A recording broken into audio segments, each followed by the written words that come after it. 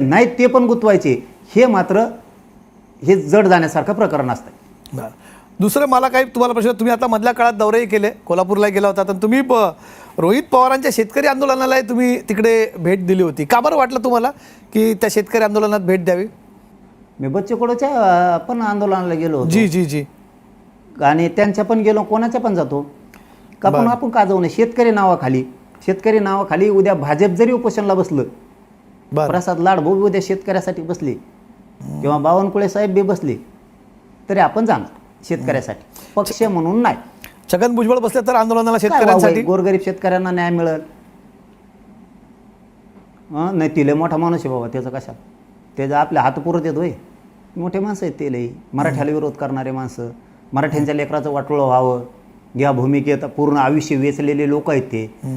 महात्मा ज्योतिराव फुलेंनी, सावित्रीमाई फुलेंनी लोकांचे लेकरं मोठे व्हावेत म्हणून जीवन वेचलं, आणि यांनी मराठ्यांचं वाटोळं व्हावं म्हणून उभं आयुष्यपणाला लावलं. इथं अशा महान व्यक्तीला काय बाबा, त्यानं काय लय पाठ थोपटाला गडी येते, त्याला काय बघायचं काम आहे होय? तो लय मोठा आहे, ते उपोषणला बसला काय, ते तिकडं बसायला पाहिजे, बर्फ असतो तिकडं, त्याने उपोषणला बसायला पाहिजे, तिकडं पटांगणा लांब एक माणूस नाही आला पाहिजे, आणि मग त्याने उपाशी राहून दाखवायला पाहिजे. अशा माणसाबद्दल आपली बोलायची इच्छाच नाही साहेब.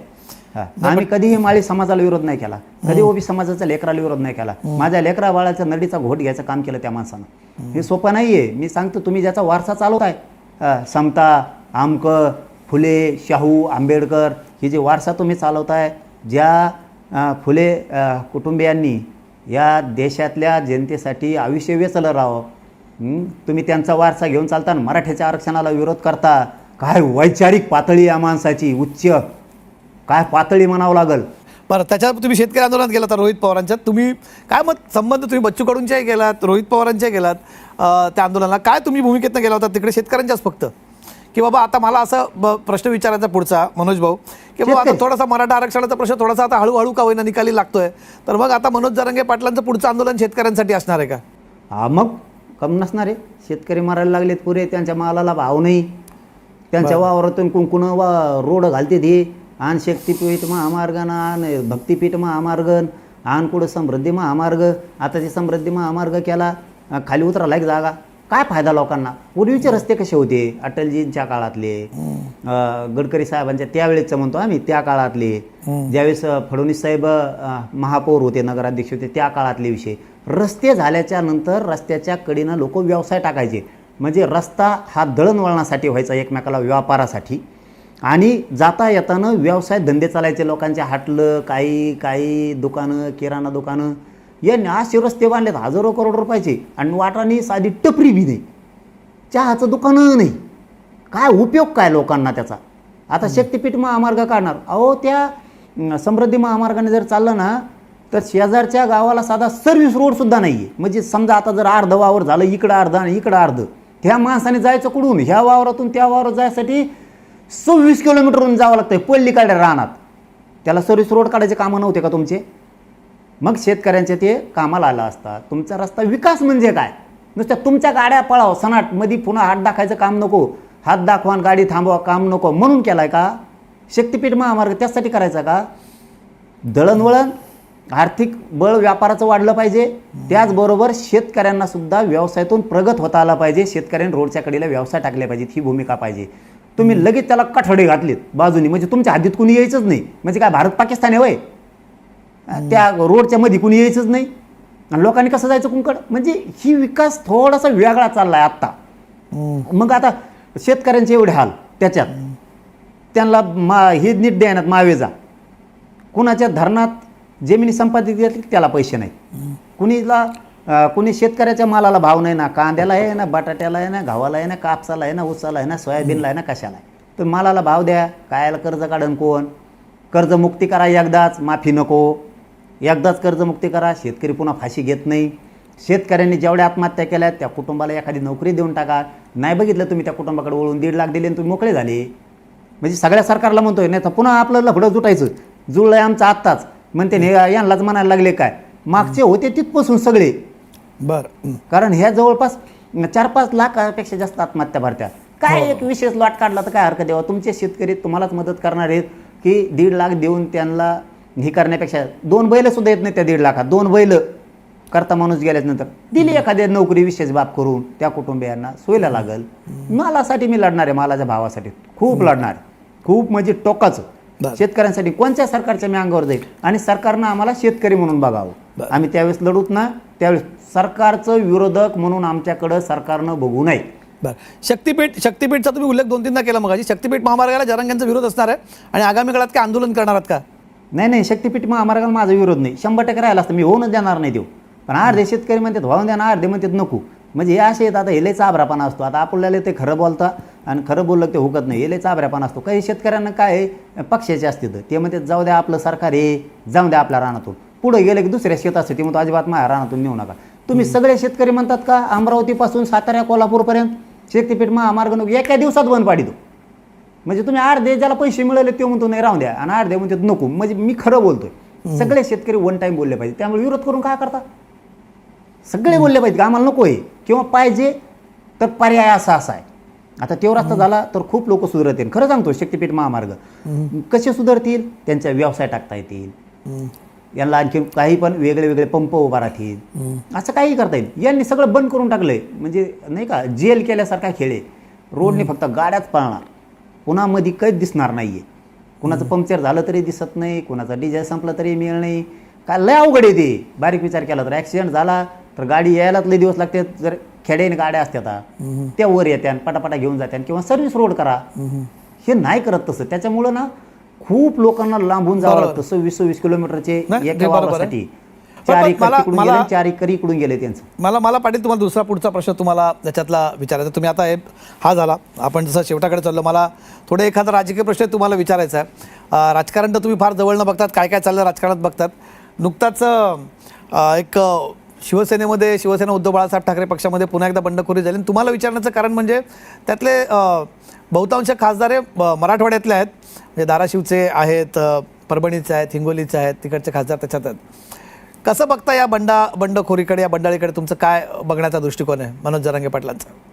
नाही, मी त्या राजकारणात पडत नाही दादा, कधीच पडत नाही. ते कुंकडं जाऊन काय हो, आमचं कुणीच नाही. आमचं म्हणजे जनतेचं, आता मराठा समाज म्हणून नाही म्हणत, जनतेचं कुणीच नाही. जे ते आपल्या सोयीने चाललेत. कोण कोणाचंही काही मेळ लागाना, काही ताळ लागाना, कोणी कोणाचं बसतंय, कोणी कोणाचं उठतंय, काही मेळ लागत नाही. परंतु असं व्हायला नको, असं व्हायला नाही पाहिजे कधीच की निवडून आलाय न दुसरीकडे गेलाय असं नाही. तुम्ही जाऊ नका असं म्हणणं नाही. तुम्ही भाजपमध्ये जा, शिंदे साहेबाकडे जा, तुम्ही कोणाकडे जा.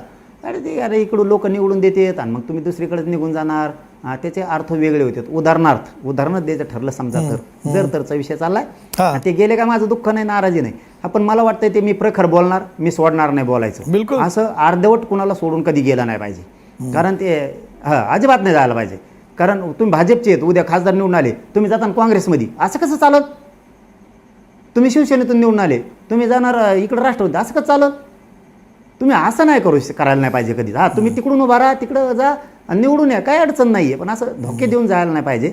हे माझं वैयक्तिक मत आहे. याच्यात काय म्हणजे शिंदे साहेबाकडे गेले म्हणून काय माझं ही नाही. शिंदे साहेबाचं माझं मित्रत्व आहे, त्याचं काही अडचण नाहीये. पण काय होतं ते सांगतो तुम्हाला.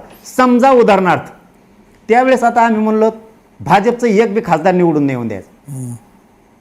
नाही आले समजा, सगळे पडले. आता उद्या फडणवीस साहेब काय म्हणते, जरांगे पाटले तुम्ही किती का पाडा आमची, तुम्ही निवडून दिलेच आम्ही आमच्याकडे आणून, काय आमच्या मरमरीला अर्थ राहिला जनतेच्या आणि आमच्या? समजा उदाहरणार्थ त्याच्यापेक्षा भाजपचे निवडून आलेले चांगले नाही का? मग अशी मनस्थिती लोकांची होती. मी जिथला हे लय भयानक सांगायला लागलोय.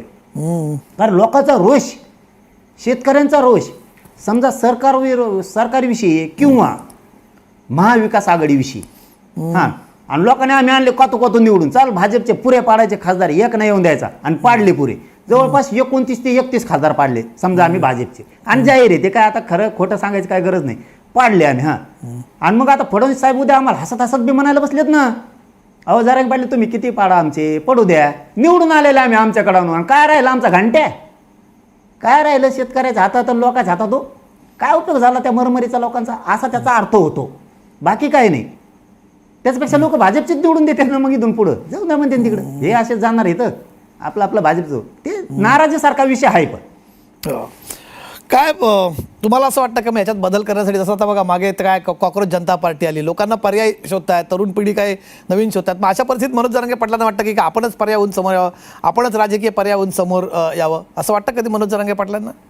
नाही नाही, मला राजकारणाचा नाद नाही, पण माझं मी खरं दुःख सांगितलं. सुतारभूमीत तुम्हाला खोटं बोललो का कधी? हे बघा, तुम्ही कधी मीडिया म्हणून चालवत नाहीत, मी कधी शपथ मीडिया म्हणून बोलत नाहीये. जी जी. की ते काय होतं मग तशाने, समजा आता भाजपचे आम्ही काही निवडून दिले समजा, हां, ते जर दुसऱ्या पक्षात गेले तर लोकांना राग होता, महाविकास आघाडीचा म्हणून समजा भाजपचे निवडून दिले, असा त्याचा अर्थ होतो, आणि तुम्हीच महाविकास आघाडीकडे गेले. किंवा आता महाविकास आघाडीचे निवडून आणायचे ठरवले लोकांनी, भाजपवरती राग आहे म्हणून किंवा सरकारवरती राग आहे म्हणून, आणि महाविकास आघाडीत पण आम्हाला विलीन करून घ्या तुमच्यात. लोकांनी जगायचं कसं? लोकांनी दुश्मनी केलेली असते तुमच्यासाठी, शिवसेनेसाठी दुश्मनी केलेली असती, राष्ट्रवादीसाठी केली असती, काँग्रेससाठी केली असती, भाजपसाठी केलेली असती, लोकांनी दुश्मनी गावागावात. मग आता आम्ही शान होणं गरजेचं आहे, गरिबांनी, शेतकऱ्यांनी, सगळ्या जनतेने. कोणासाठी आता भांडणं नाही करायची. आपण ज्यासाठी भांडणं केले आपल्याला ते डायरेक्ट म्हणते तो गावात आला, तो विरोध केला तो, आणि हे गेला त्याच्याकडं. त्यामुळं जनतेनंच हुशार व्हा आता. आपलं कुणीच नाही, आपण आपलेच आहेत. हिसकटून जायचं नाही, एकजूट राहायचं. आपली ताकद वेळोवेळी आपण दाखवीत जायची. आपल्याला भेलेच पाहिजेत, जनतेला भेलेच पाहिजेत. आपण जर म्हणलं ना पाडायचं तर पाडायचंच. एका रात्रीत निवडणूक फिरवायची ताकद गरिबांनी ठेवायची. यांच्या जीवावर राहायचं नाही, या 5-6 पक्षांच्या, तर आपण जगू शकतो, नसता जगू शकत नाही. त्याचपेक्षा लोक म्हणतात ना भाजपच बरं आहे, हेच चाललेत म्हणल्यावर असं, म्हणजे हे याचा तारतम्य सांगितलं. ते काय गेले आणि काय नाही, शिंदे साहेबाकडे गेले काय आणि भाजपकडे गेले काय, राष्ट्रवादीकडे गेले काय, पण त्याचे दुर्गामी परिणाम असे होते गोरगरिबांवरती की ज्याला दिलं तेच निघून गेला, आणि मग त्याच्यापेक्षा हेच काय वाईट. त्यामुळं मग ते मनस्थिती बदलत चालते. ज्याच्याविषयी राग आहे त्याच्याविषयी कटुता कमी कमी होत चालती. कुणामुळं? तर आपण ज्याच्यासाठी केलंय त्याच्या वागणुकीमुळं. चला मनोज, आता पुढची दिशा काय? तुम्ही आता बैठक बोलवली आहे, तुम्ही म्हणतात की बऱ्यापैकी मागण्या मान्य होत आहेत, तुम्ही प्रसाद लाडांचे तिथे आभार मानले आहेत, काही गोष्टी होत आहेत. आता हळूहळू हा प्रश्न, तुम्हाला असं वाटतं तुमच्या बोलण्यातून मला जे जाणवलं की निकाल निघतो, आता पुढची दिशा काय असणार आहे थोडक्यात अगदी? विखे पाटील साहेब आणि विशेष करून प्रसाद लाड साहेब 100% सगळ्या मागण्याची